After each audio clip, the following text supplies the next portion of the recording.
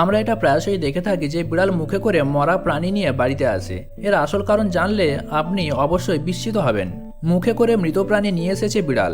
যাদের বাড়িতে পোষা বিড়াল আছে বা বাড়ির আশেপাশে বিড়াল থাকে তারা এই দৃশ্য দেখেননি হতেই পারে না। কিন্তু কেন মুখে করে মৃত প্রাণী নিয়ে আসে বিড়াল? এর কারণ জানলে অবশ্যই অবাক হবেন।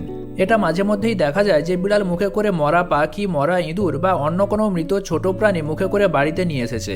গবেষকরা বলছে বিড়ালের এই আচরণের নেপথ্যে রয়েছে কারণ বিড়াল জন্মগতভাবে শিকারী প্রাণী, আর বিবর্তনের সঙ্গে বিড়াল গৃহপালিত পশু হলেও তাদের শিকারী স্বভাবটি প্রচ্ছন্নভাবে থেকেই যায়। তাই তারা সুযোগ পেলেই ইঁদুর, পাখি ইত্যাদি ছোট প্রাণী শিকার করে এবং তা বাড়িতে এনে খায় বা তার ছানাদের খাওয়ায়। আর কোনো কারণে যদি শিকার করার পরে তখনই না খায় তাহলেও সে শিকার ছেড়ে আসে না, সেটি মুখে করে বাড়িতে নিয়ে আসে পরে খাবে বলে। বিড়ালের আরও একটি অদ্ভুত অভ্যাস লক্ষ্য করা যায়, আর বিড়াল ঘন ঘন আড়মোড়া ভাঙে। এর কারণ বিড়াল সাধারণত দৈনিক 12 থেকে 16 ঘন্টা করে ঘুমোয়। ঘুমানোর সময় বিড়ালের রক্তচাপ কমে যায়, ফলে বারবার স্ট্রেচ করলে তা আবার স্বাভাবিক অবস্থায় আসে।